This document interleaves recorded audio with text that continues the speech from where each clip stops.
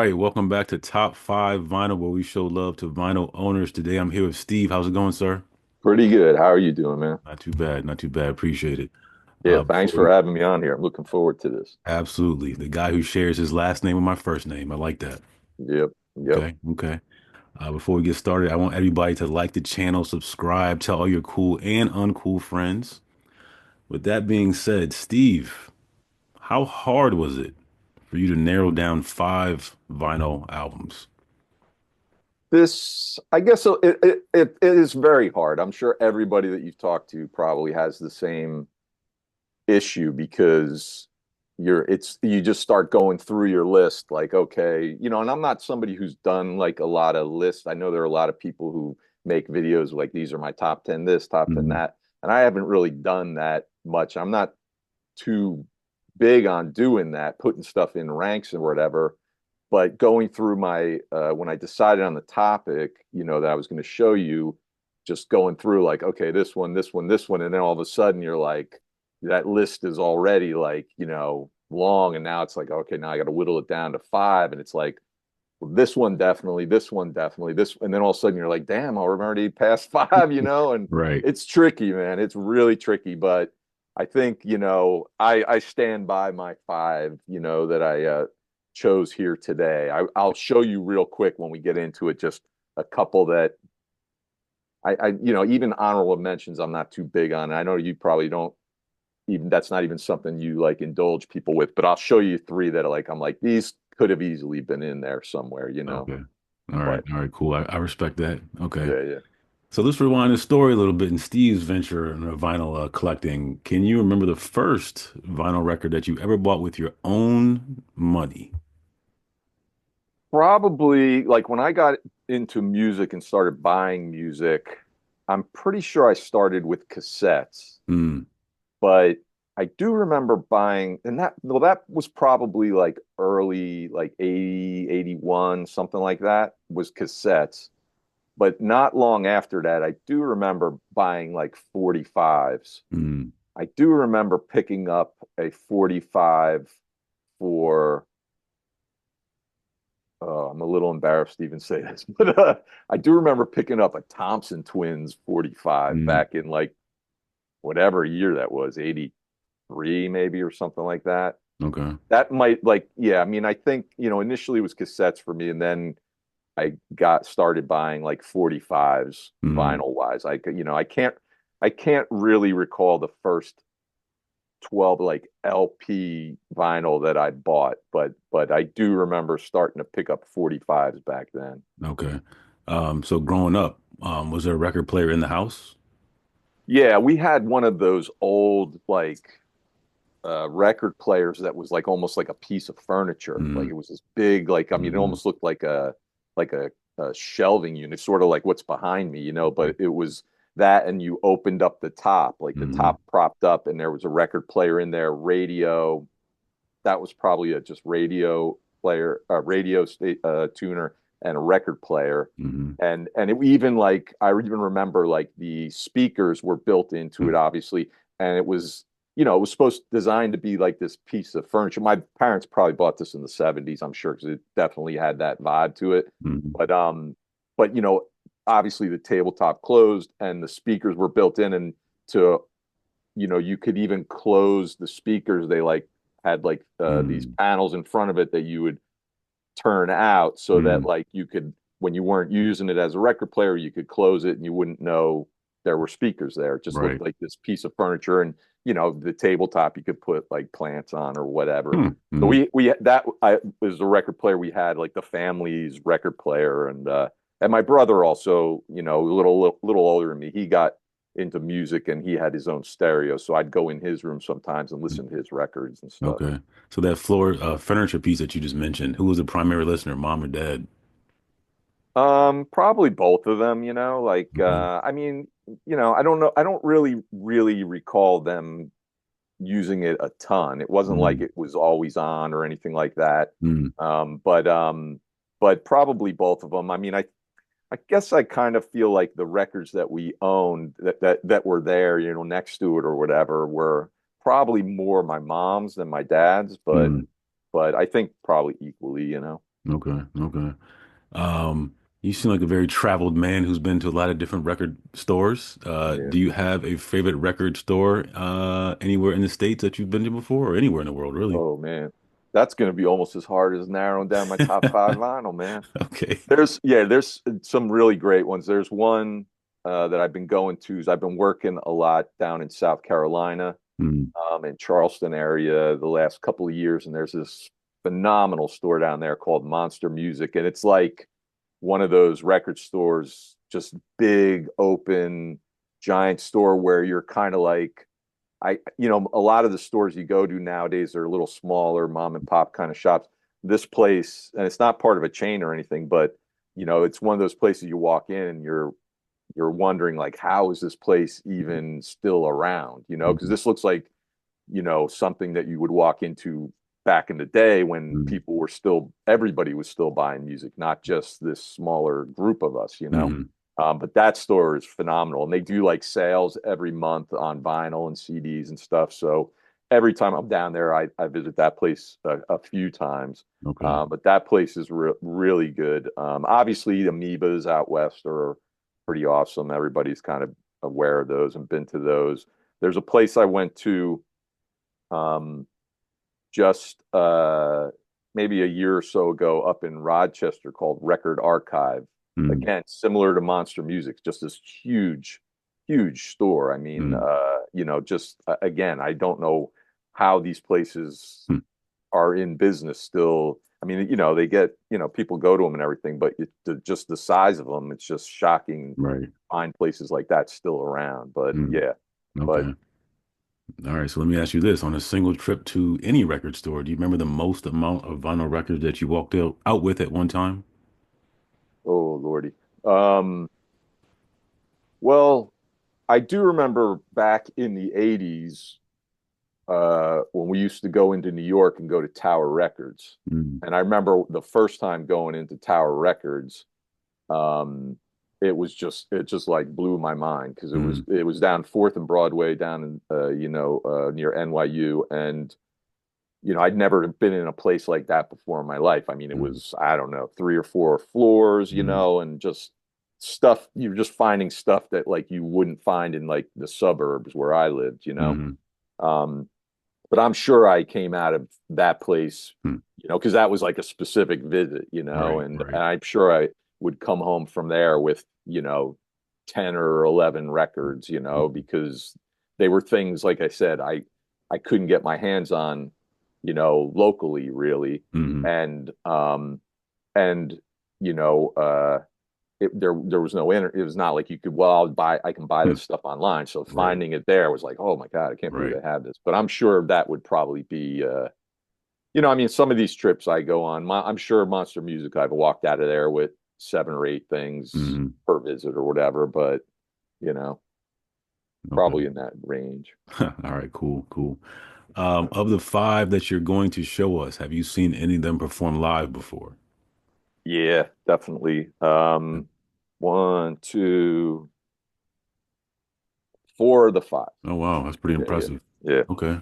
All right. Well, Steve, with that being said, this is top five vinyl. Okay. Can you share number five? What is the fifth vinyl record that you have in front of you? Now these number one is number one, but Okay. these other ones I wouldn't say are necessarily in any specific kind of order. Right.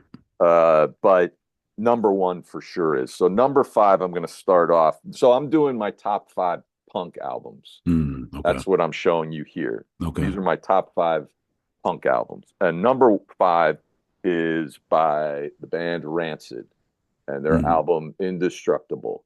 Um, I think they're out of like the Bay Area in hmm California. Really good punk band. Seen them live. This album, I think this came out in 2003 or 2004. Um, there's this album, they kind of walk the line between like punk and maybe a little like hardcore. mm, This album's on 2 records, nothing special, just black vinyl here. Mm, Um, but this album, kind of veers a little bit into, there's some songs on it that veer a little bit more into like that pop punky kind of stuff, you know. But I just really, really love it. I think a lot of people who are Rancid fans may not necessarily pick this. There are other ones that I'm mm, sure that they would pick, but mm, I don't know. This album I just really always loved from the beginning. Just lots of real catchy kind of punk songs. And when I saw them live, I was a little bit older. I don't know if it was promoting that album or whatever, but I went and saw them at Irving Plaza in New York, dude. And mm, I was like up front near the mm, stage. And when they came out, back in my day, back in my youth, I'd be like in that pit with all the crazy punks or whatever. But I'm a little bit older. I'm up there at the front. They come out and just the pressure, mm, like from the crowd behind me, just pushing forward. mm, Like I can't remember ever being at any kind of punk show where I was like, I think I might die, because I couldn't breathe. Like I'm like, mm, so, the pressure was so much push from behind, mm, and I was like struggling. And like after maybe one song, I found my opportunity to like kind of get out of there, mm. and I did. But I mean, I seriously was like, I think I might get crushed to Jeez. death in this show. It was Mm, insane. mm. And I was like, yeah, maybe those days being up there in the front during a punk show Right. maybe be over for me. And it's not like this is like, I mean, the audience that band's attracting is a lot of them are the same age as me, older and Mm, stuff, but mm, it was just unexpected, and it was just powerful. And I just was like, mm. I got to get out of here, man, or I Right. think I might die. And nobody would know because I'd be squished up there and Squished. I'd just be Exactly. dead. And Exactly. like the end of the show, everybody get out and I just drop Laying to the there. ground. Yeah, That's funny. man. But yeah, that's my number five there. Okay. All right, cool. That was your five. Let's go ahead and take a look at your number four. All right. Number four, I'm going to go with from Southern California, X. And this Mm, is their album, More Fun in the New World. X, there's like, I really love X. I got into them much later. I mean, I was aware of them. I knew who they were. I'd always heard about them, maybe heard a couple of songs, in the 80s and stuff. But it wasn't until like the 90s or so that I kind of decided like let me pick up one of their records. Everybody's always talking about them. mm, Um, and there's two of their records. Most people, whenever they think of pick X, they're always picking their debut Los Angeles, but um the this album and the other one, I think it's called Under the Big Black Sun. Like these two albums are my favorite by them. mm, And if you asked me a month from now, I may mm. have picked that one instead of Right. this one. The two of them are kind of like interchangeable to me. But Hmm. I like I said, I got into X much later. I don't think this is anything special either. Mm, But I got into them later and picked up one of their records, and it just instantly clicked for me. It mm, was just like mm, one of those things where I was just like, I'm on board, and then just started picking up all their records, mm, and I've seen them live a handful of times. I've seen them live a few times, most recently maybe a year or so ago. mm, But this is a fantastic record. Sort of the title track, The New World, is maybe my favorite song by them. We're having more fun, True Love, Poor Girl, Make the Music Go Bang, Breathless, Hot House, I See Red. Just a great, great album. mm, And a fantastic band. There's a really good documentary about them. I think it's called The Unheard Music. It's easy to find too. Like it used to be a little bit more tricky to find, but now it's on like all those like free mm, streaming mm, sites like Tubi and stuff like that, or maybe even YouTube. You can find it, but mm, it's really interesting. It's not like a typical music documentary. It's kind of a little bit more, this band, it's a little bit more of like an art project almost, which kind mm, of syncs up with their whole kind of vibe. mm. Okay, that's interesting. Okay. Are you familiar with any of these so far, So or far, these you bands got at me. I'm least? I'm I'm 0 for 2 right now. Not even. Are you familiar with the bands though? Are you familiar with I X may or? have heard Rancid before, but I've not Okay. heard X. No. All right. Hmm. Sorry to All right. disappoint you. No, man, it's all good. Maybe you'll go. Maybe I'll take a listen to one Absolutely. of those. I'm, You I'm never know. interested. I'm Yeah. interested.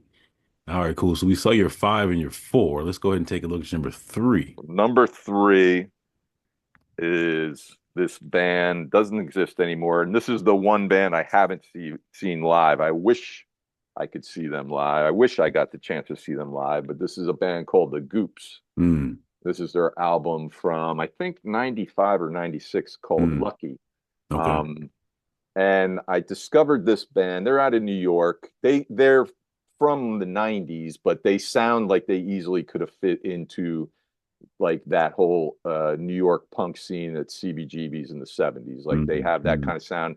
Female lead singer, really good punk band. I discovered them. I was living in Los Angeles at the time, and there was like a public act. I'd watch a lot of public access because it was hysterical, and there was like a music show on there, and they just show some videos and stuff. And I saw the video for their song from this album called Vulgar Appetites, mm, mm. and pretty cool video. It's almost like one of those like it's almost done in the style of like one of those like flip books, where you draw like a Okay. little picture and it so it's almost kind of done like that. Mm-hmm. And I really liked the song, and it was a music video program on public access, so they'd show you the name of the band and stuff. So I remember writing it down. This one's Mm. on like this kind of Oh, it's nice. cool Mm-hmm. blue, kind of marbly kind of look. Matches your But shirt.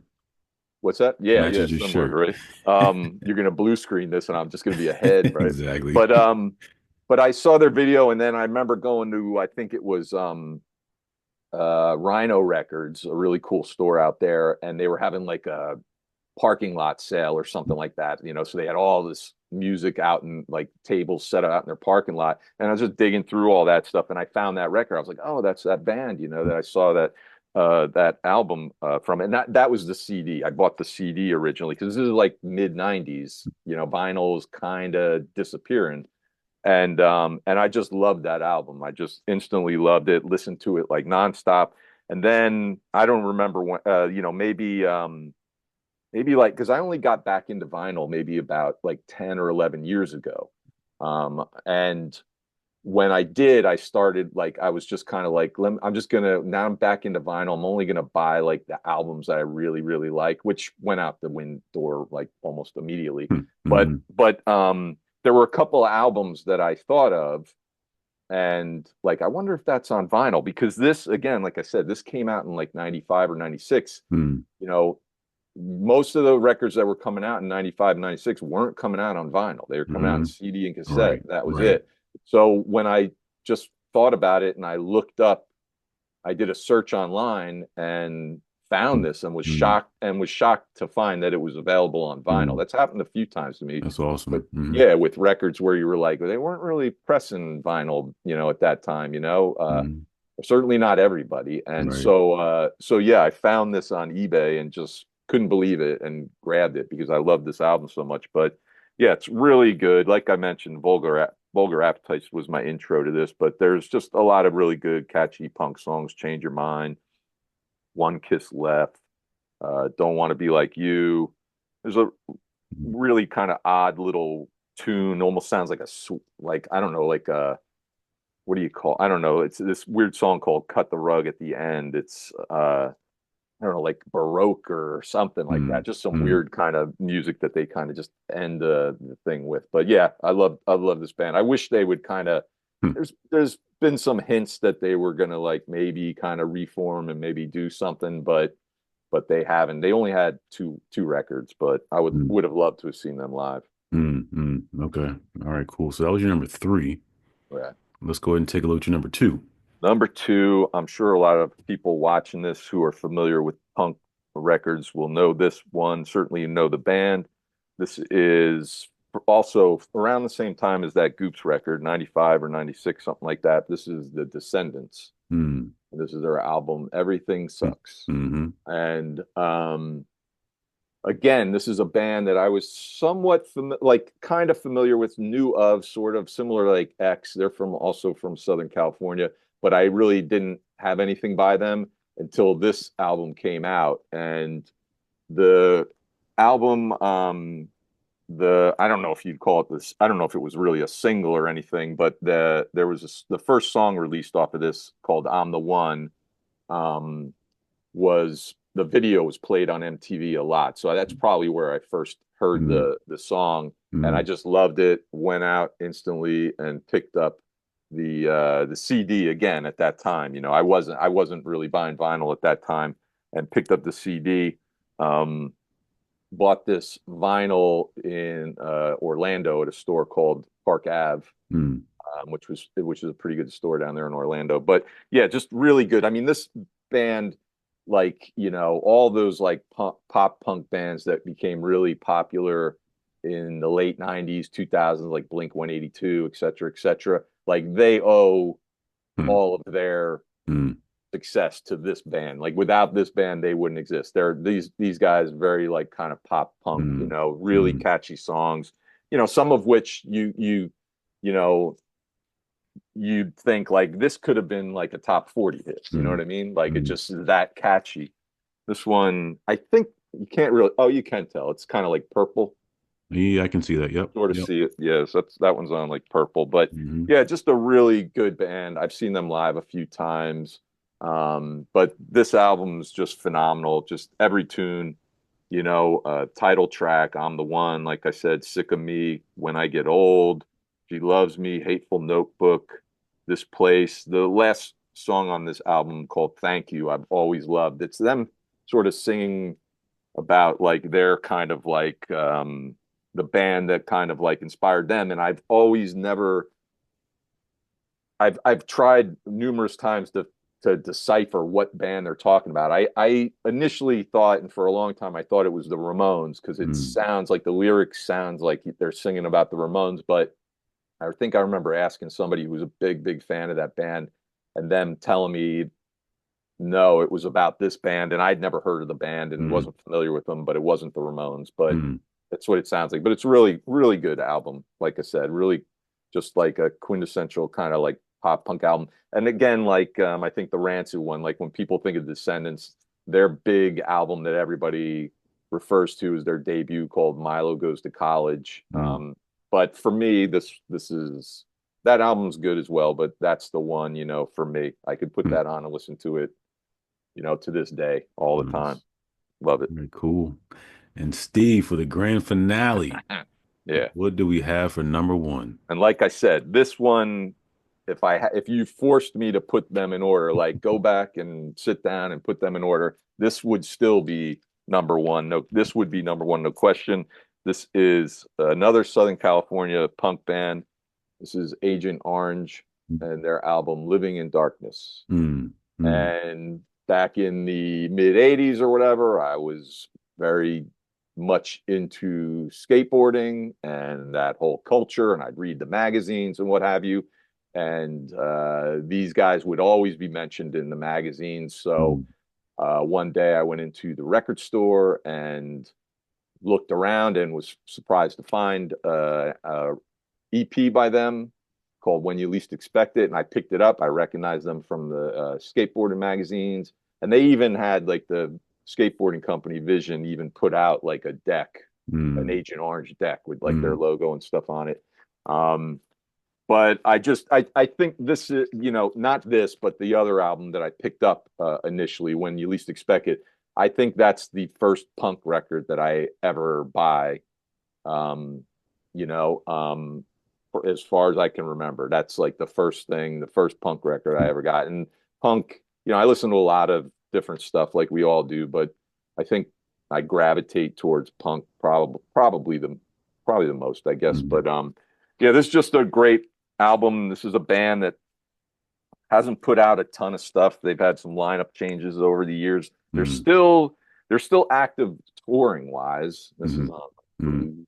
That's This nice. was put out originally. It was put out by this label Posh Boy, but this is a reissue put out by Drastic Plastic. Mm, Um, but they still tour. The touring band these days, it's just they were a three piece and they still are, but there's only one original dude left. If you go see him now, this dude Mike Palm, who's the singer guitar player, but he was like the main songwriter. He wrote mm, most of their songs, but they only had maybe three or four records. They didn't really put out a whole lot, but this is just classic stuff. I mean, the tune on here, Bloodstains, is like a quintessential punk song, but they're a band that doesn't, I don't think, gets a lot of credit when people talk about punk, or if you read like a book about punk or anything. Like I even have like a punk book that's specifically about Southern California punk, Mm, and they're kind of like mentioned in it like in mm, passing, and I don't know what it is. I don't know why this band sort of doesn't get the love, so to say, that so many their peers do, but mm. I don't know. I don't know if it's they didn't put a whole lot out or what. I don't know, but it's just an amazing album. My favorite tune by this band is called "Everything Turns Gray." It's on this album, but you know, um, this whole album, "Too Young to Die," "Last Goodbye," "No Such Thing," "Cry for Help in a World Gone Mad," "Living in Darkness." Short album. It's only got 8 songs, but yeah, this is Hmm. easily my favorite, my number one punk record of all time. I love this. It's just an Nice. amazing album, and I've seen them live numerous times. Mm, But yeah, that's it, man. That's my top five hmm. punk records. That's awesome. And you mentioned that you had a couple other albums you were going to Oh, show? so these were like my honorable mentions because, Yeah. like you were saying, it's tough to whittle this down. Hmm. These were ones that I easily could have put on here and almost did. This is the Dead Milkmen and their Mm, album Big Lizard in My Backyard. Great punk band from Philly. This one everybody knows, the Sex Pistols, hmm, hmm, Nevermind the Bollocks. This is hmm, a picture disc that I found. I think it might have been a record. Yeah, it was a record store day release. hmm. Okay. And I picked that up. I saw them live when they did their reunion thing. It was just an insane show. Hmm, And this one is one of my favorite bands of all time. I think they are considered a punk band, but I don't think the main reason why I didn't put them in my list was because I don't think the band I've has said themselves like they don't consider themselves a punk band. hmm, So hmm. I'm kind of like honoring their wishes, Right. so to Right. say. But if that weren't the case, if I'd never heard the band say that themselves, this would have no question been in my top five. I wouldn't even hesitated. Mm, This is a band called the Muffs. mm, mm, This is their album "Happy Birthday to Me," which I love this album, and I know for a fact the band this is their favorite album themselves that they released. Just an amazing record. The lead singer, songwriter, guitar player Kim Shattuck, she passed away. I think in 2019. It was like shocking because she had Lou Gehrig's disease, mm, but nobody knew. She didn't mm, make it public to anybody. She wasn't like she was posting about it. Nobody knew. So I just remember waking up one day and going on social media, and somebody, not even the band, somebody I knew posted that she had passed away. And I mean, mm, it was like, it's the only time somebody that I was a fan of, or a celebrity, or somebody somewhat famous or whatever, but it's the only time anybody like that has ever died where it like really kind of just threw me for a loop. Usually it's mm, like, oh, that's sad, oh, that sucks, or you're a little bummed out that somebody that you're a fan of passes away. But this was like a gut punch, like mm, again, because like I said, she was young and it came out of nowhere. You had no idea, and they were getting ready to put out a new record, mm, mm, which they recorded while she was sick. The band obviously knew, and they recorded it while she was sick, and did the best that they could. And but that, yeah, she was just amazing. I saw them live a bunch of times, and she was just the coolest. I remember doing a short film years and years ago, and I was trying to get. I thought maybe I'd be able to use the short film to maybe get some music video gigs, like mm, maybe making some music videos for certain bands. And so I was reaching out to different bands who I was fans of, or thought would dig it. And I remember sending the short film to her, and she surprisingly watched it and got back to me and really mm, had some nice things to say about it and everything.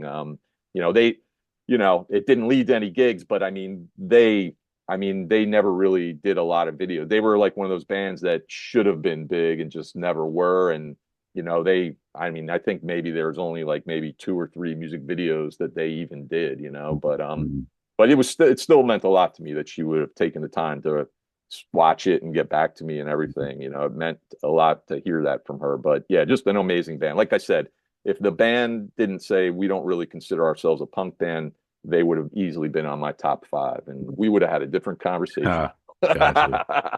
That's funny. Okay, cool. All right, Steve. Well, I want to thank you so much for sharing your top five plus three with me. Yeah, yeah. I'm sorry, man. I hope that like all your guests from now on, Nah, you're gonna be man. like, man, now you open everybody's got three more they want to show. No, it's all love. It's all good. It's all good. Yeah, But thank yeah, you, man. man. It's been a blast. I really am glad that we connected here and I got to talk to you a little bit about some of these records that I Of love. course.